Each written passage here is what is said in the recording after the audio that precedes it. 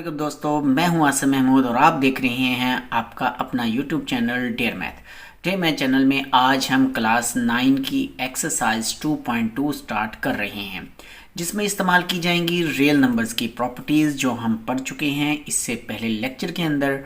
इसलिए आज हम स्टार्ट कर रहे हैं एक्सरसाइज 2.2। इसे अच्छे से समझने के लिए आपको रहना पड़ेगा मेरे साथ वीडियो के एंड तक। तो फिर हम अपनी वीडियो को स्टार्ट करते हैं। माय डियर स्टूडेंट, यहाँ पढ़ना उसने क्वेश्चन नंबर 1 में कहा है identify the properties use in the following. यानी ये मैंने क्वेश्चन सारे लिख दिए हैं, हम प्रॉपर्टीज़ इसके सामने लिखते जाएंगे समझ के कि कौन सी प्रॉपर्टी है ये देखिए जी, यहाँ पे a प्लस बी है और b प्लस ए है, यानी a और b आपस में प्लस हो रहे हैं। उसे वन टाइम a को पहले और वन टाइम b को पहले लिख दिया गया, यानी a plus B equal to B plus A कर दिया। अब ऐसी जो प्रॉपर्टी होती है ना, उसका नाम होता है कॉम्यूटेटिव प्रॉपर्टी। इसका नाम क्या होता है जी? Commutative property. हम यहाँ पे लिख देंगे कॉम्यूटेटिव प्रॉपर्टी। अच्छा, अब देखिए कॉम्यूटेटिव प्रॉपर्टी दो तरह से होती है। मैं ज़रा ये लिख लूँ, property with respect to addition. ये मैंने ज़रा एडिशन का साइन डाल दिया, विद रिस्पेक्ट टू एडिशन, क्योंकि ये ऐड हो रहा है। देखें ना, a plus b b plus है तो ऐड हो रहा है, तो विद रिस्पेक्ट टू एडिशन। अगर ये मल्टीप्लाई होता यानी a B equal to b होता तो हम फिर commutative property with respect to multiplication का नाम देते। अच्छा, यहाँ देखें दूसरे में तो उसने दे दिए हैं 3 नंबर्स a b और c। याद रहे कि जब 3 नंबर्स होते हैं तो हम फिर एसोसिएटिव लॉ इस्तेमाल करते हैं।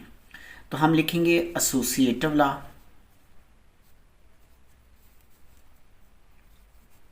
एसोसिएटिव प्रॉपर्टी कह लें या लॉ कह लें, क्योंकि बुक में प्रॉपर्टी का वर्ड यूज़ किया गया तो हम भी प्रॉपर्टी कह देंगे। Associative property with respect to multiplication, क्योंकि ये मल्टीप्लाई हो रहे हैं तो इसलिए हम मल्टीप्लिकेशन का साइन लगाएंगे। अच्छा, यहाँ पे आ जाए आप थर्ड वाले पे, तो यहाँ कहता है 7 मल्टीप्लाई बाई 1। 1 से कुछ भी मल्टीप्लाई हो जाए तो वही नंबर रहता है। 7 मल्टीप्लाई 1 7 है, तो 3 मल्टीप्लाई 1 3 होता है, 5 मल्टीप्लाई 1 5 होता है। तो फिर 1 इज कॉल्ड मल्टीप्लिकेटिव आइडेंटिटी। तो 1 क्या कहलाएगी? मल्टीप्लिकेटिव ठीक हो गया जी, आइडेंटिटी। ये हमें लिखना होगा जी, ये मल्टीप्लिकेटिव आइडेंटिटी। इसका नाम, इस प्रॉपर्टी का जो यहाँ यूज़ हुई है वो मल्टीप्लिकेटिव आइडेंटिटी है। अच्छा, यहाँ पे आ जाए तो 2 नंबरों के लिए तीन बातें पॉसिबल हुआ करती थी।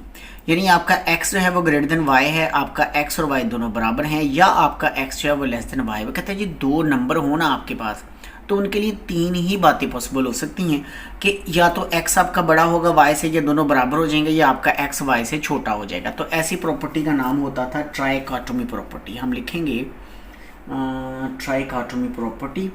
ये मैंने लिखा जी, ट्राइकोटोमी प्रॉपर्टी। ये यूँ बस आपने नाम लिखने हैं इसमें और कुछ नहीं करना। ये एमसीक्यूज टाइप क्वेश्चंस होते हैं, एमसीक्यूज में ये चीज़ें पूछी जाती हैं। अच्छा जी, अब A B equal to B है, वहाँ था a plus B equal to B plus A. तो जब प्लस था तो commutative property with respect to addition थी, और अब ये मल्टीप्लाई हो रहा है तो हम फिर लिखेंगे कॉम्यूटेटिव प्रॉपर्टी। ये मैं लिख रहा हूँ जी, कॉम्यूटेटिव प्रॉपर्टी। बस यूँ आपको नाम देने हैं, ठीक हो गया जी। Property with respect to multiplication था ये मल्टीप्लाई का साइन डालना होगा, ये फूल ही बन गया ये तो। अच्छा चले, ये मल्टीप्लाई भी ख्याल रखना। नीचे आ जाए आप, हमारे पास है a प्लस बी और इक्वल है b प्लस, यानी एक नंबर दोनों तरफ ऐड हो रहा है। अब उस नंबर को जो ऐड हो रहा था ना दोनों तरफ, उसको यहाँ हटा दिया गया है, इसका मतलब कैंसिल कर दिया गया। तो फिर ये कौन सा लॉ बन जाएगा? कैंसिलेशन लॉ बनेगा। हम इसे लिखेंगे, मैं ज़रा ऊपर करके लिख देता हूँ ताकि ये पूरा आ जाएगा। कैंसिलेशन लॉ लिखेंगे हम इसे, कैंसिलेशन प्रॉपर्टी भी कह सकते हैं, लॉ भी कह सकते हैं। Cancellation law with respect to addition. Addition आप पूरा लिख दें या एडिशन का साइन डाल दें, दोनों चलते हैं, एक ही बात होती है। अच्छा जी, अब आप चलें प्रॉपर्टी नंबर 7 पर, ये सॉरी पार्ट नंबर 7, उसमें कहता है कि 5 प्लस -5। देखिए जी 5 में -5 ऐड हुआ तो 0 बनेगा। जब दो नंबर एक दूसरे में इस तरह से ऐड हो जाए कि आंसर 0 बने, जबकि 0 क्या है, एडिटिव आइडेंटिटी, तो फिर ये दोनों नंबर एक दूसरे के क्या होंगे, एडिटिव इन्वर्स होंगे। ये एडिटिव इन्वर्स है जी, आप इसे लिखेंगे एडिटिव इन्वर्स। ये जब तक आप बच्चों ने प्रॉपर्टीज़ नहीं पढ़नी ना, तो उस वक्त तक आपको ये चीज़ें मुश्किल लगेंगी। प्रॉपर्टीज़ हम प्रीवियस लेक्चर में पढ़ चुके हैं, वो आप पढ़ेंगे तो सब आसान हो जाएगा। 7 मल्टीप्लाई 1/7, अब देखिए ये 7 है और ये 1/7 जो है इसका इन्वर्स है, क्योंकि दोनों मल्टीप्लाई होने के बाद 1 बनते हैं। जैसे दोनों प्लस होने के बाद 0 बनते थे, 0 इज़ कॉल्ड एडिटिव आइडेंटिटी। इसी तरह दो नंबरों के मल्टीप्लाई होने से 1 बनता है, तो फिर दोनों नंबर एक दूसरे के मल्टीप्लिकेटिव इन्वर्स कहलाएंगे। तो आप इसे क्या लिखेंगे, मल्टीप्लिकेटिव इन्वर्स, मल्टीप्लिकेटिव इन्वर्स कहेंगे जी हम इसको।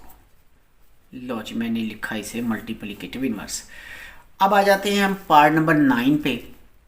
लास्ट पार्ट है ये हमारा इसे क्वेश्चन का, जिसमें उसने a ग्रेटर देन b दिया और कहता है जी AC जो है वो ग्रेटर देन है BC से, जबकि यहाँ पर जो C है ना, जो C इस्तेमाल किया गया है वो ग्रेटर देन 0 किया गया। ये उसने दिया हुआ है क्वेश्चन के अंदर कि C ग्रेटर देन 0 है। अगर C 0 से बड़ा है तो फिर बड़ा नंबर बड़ा रहेगा और छोटा नंबर छोटा रहेगा। ये मल्टीप्लिकेटिव प्रॉपर्टी है जी। ये कौन सी प्रॉपर्टी है, मल्टीप्लिकेटिव।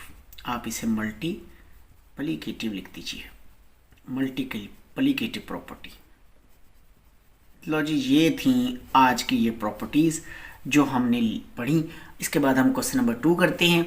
आप रहेंगे मेरे साथ, क्वेश्चन 2 भी अच्छे से समझिए जी। तो डियर स्टूडेंट, क्वेश्चन नंबर 2 में उसने कहा है कि fill in the blanks by stating the properties of the real numbers. Real numbers की जो प्रॉपर्टीज़ हमने पढ़ी हैं अब तक, उनको सामने लिखते हुए इन ब्लैंक्स को फिल करना है। वो मैंने पहले से फिल कर लिया है, आपको मैं समझा देता हूँ कि मैंने इसे कैसे किया है। अब देखिए यहाँ पे ना ये क्वेश्चन ये था कि 3x + 3 × y - x, ये क्वेश्चन था। और यहाँ उसने क्या किया कि इस 3 को इन दोनों के साथ ना मल्टीप्लाई किया बारी बारी। 3 को y के साथ मल्टीप्लाई किया, 3 को x के साथ किया। तो ये ना हमारी डिस्ट्रीब्यूटिव प्रॉपर्टी होती है ऑफ मल्टीप्लिकेशन ओवर सब्ट्रैक्शन। हमने पढ़ी थी डिस्ट्रीब्यूटिव प्रॉपर्टी, वो डिस्ट्रीब्यूट हो जाता है ये 3y और x के साथ। तो यहाँ पे ये डिस्ट्रीब्यूटिव प्रॉपर्टी यूज़ हुई है। यहाँ फिल इन द ब्लैंक्स नहीं थी, वो गलती से लिखा गया था, तो फिर मैंने नीचे भी डिस्ट्रीब्यूटिव लिख दिया। तो ये एक नहीं है, बस यही है, यही इसके सामने लिखनी थी प्रॉपर्टी, ठीक है, ये याद रखिएगा। अच्छा, इसके बाद क्या हुआ कि अब उसने ना 3x को शुरू में लिखा और y को इधर लिखा। ये देखें 3x, ये वाला 3x शुरू में लिख लिया, y को एंड यहाँ लास्ट में लिख दिया। तो ये उसने कॉम्यूटेटिव प्रॉपर्टी यूज़ की है। कॉम्यूटेटिव प्रॉपर्टी में होता है कि a + b = b + a होता है। तो उसकी मदद से हमने इसको इस तरफ और इसको इस तरफ लिख डाला। तो ये कॉम्यूटेटिव लॉ उसने यूज़ किया। अच्छा, उसके बाद क्या हुआ कि इन दोनों को काटा, क्योंकि ये दोनों आपस में कटते हैं। और हमने पढ़ा है कि जब दो नंबर एक जैसे आपस में कटते हों तो वो एक दूसरे के इन्वर्स होते हैं, तो वो आपस में कटते होते हैं। यानी 3 में से 3x निकलेगा, 3x में से 3x तो 0 बनेगा। तो 3x में से 3x उसी वक्त माइनस हो सकता है जब ये दोनों एक दूसरे के एडिटिव इन्वर्स हों। इसी तरह अब बचा 0। 0 को y में 3y में ऐड हो रहा है। जब 0 3y में ऐड होगा तो 3y बचेगा। 0 किसी भी नंबर में ऐड हो जाए तो उस नंबर पर कोई फर्क ना पड़े, तो 0 इज़ कॉल्ड एडिटिव आइडेंटिटी, इसलिए इसका नाम क्या होगा, एडिटिव आइडेंटिटी। तो जनाब ये थी इसकी प्रॉपर्टीज़ के नेम जो इसमें यूज़ हुई थी और इसके सामने लिख दी गई थी जी। तो क्वेश्चन नंबर 3 में नेम बताने हमने प्रॉपर्टीज़ के, इसमें भी जो यूज़ हुए हैं। एक ही मेथड चल रहा है, छोटी सी एक्सरसाइज है जिसमें कहता है जी 24√+ 0। 0 एक एडिटिव आइडेंटिटी है जो 24 में ऐड हो रही है। जब इसमें ऐड होगी तो आंसर क्या आएगा, ये ऐड होने के बाद वही 24 आया, तो इसका मतलब है कि ये एडिटिव आइडेंटिटी है। आप इसे लिखेंगे एडिटिव आइडेंटिटी। ठीक हो गया जी। इस तरह का हम काम पहले भी कर चुके हैं। अच्छा, इसी तरह अब यहाँ पे एक नंबर है -2/3 और दो नंबर ऐसे हैं 5 और 7/2 जो कि ब्रैकेट के अंदर है। अब ये -2/3 इस नंबर के साथ भी मल्टीप्लाई हो रहा है यहाँ पर, और ये -2/3 इस 7/2 के साथ भी मल्टीप्लाई हो रहा है। अब ये ना दोनों नंबरों के साथ डिस्ट्रीब्यूट हो गया है, इसलिए ये डिस्ट्रीब्यूटिव प्रॉपर्टी बनती है। तो आप यहाँ लिखिए डिस्ट्रीब्यूटिव डिस्ट्रीब्यूटिव प्रॉपर्टी। ठीक होगा जी, ये प्रॉपर्टी का हमने नेम लिख दिया डिस्ट्रीब्यूटिव प्रॉपर्टी। अब बारी आ गई इसकी। यहाँ कहता है जी pi plus minus pi equal to 0। अब पाई पाई से कैंसिल हो रहा है, 0 बन रहा है। जब पाई पाई से कैंसिल होकर 0 बन रहा है तो फिर ये कौन सा प्रॉपर्टी बन रही है? ये बन रही है एडिटिव इनवर्स। लो जी, एडिटिव इनवर्स बन रहा था, वो हमने लिख दिया। अच्छा, इसके बाद यहाँ कहता है 3 multiply by 3 square root 3 multiply by square root 3। इन दोनों को अगर मल्टीप्लाई करते हैं तो हमें आंसर क्या मिलता है जी? चलिए मैं यहाँ करके बताता हूँ। यहाँ हम लिखते हैं स्क्वायर रूट 3 और फिर स्क्वायर रूट 3, ये बन जाएगा स्क्वायर रूट 3 और इसका स्क्वायर रूट से कैंसिल हो जाएगा, तो क्या मिला? 3। अब 3 जो है एक रियल नंबर है। 3 क्या है? एक रियल नंबर। अब रियल नंबर है, वो कहता है जी इन दोनों को मल्टीप्लाई किया, रियल नंबर आया। जब कोई से दो नंबरों को मल्टीप्लाई करने से आंसर रियल नंबर आए तो वो क्लियर प्रॉपर्टी कहलाती है, हम उसे कहते हैं क्लियर प्रॉपर्टी। तो आप बस इसे लिख देंगे क्लियर प्रॉपर्टी। तो मैं इसे यहाँ लिख देता हूँ क्लियर प्रॉपर्टी। लो जी, क्लियर प्रॉपर्टी लिखा हमने। इसके बाद ये दो नंबर मल्टीप्लाई होने से 1 बन रहे हैं। जब दो नंबर 1 क्या है? Multiplicative inverse. जब दो नंबर मल्टीप्लाई होने से 1 बने और 1 is called the multiplicative inverse, तो आप यहाँ लिख दें बस सिंपली मल्टीप्लिकेटिव इनवर्स। लो जी, ये हमने मल्टीप्लिकेटिव इनवर्स इसको लिख लिया जी। ये था जी आज की एक्सरसाइज, बिल्कुल छोटी सी एक्सरसाइज थी और इसमें प्रॉपर्टीज़ के हमने सिर्फ नेम बताने थे। अच्छा जी, तो हमने ये एक्सरसाइज कंप्लीट कर ली। तो मिलेंगे फिर हम नेक्स्ट एक्सरसाइज में, तब तक के लिए अल्लाह हाफिज़। अल्लाह ताला हम सबका हामी नासिर हो।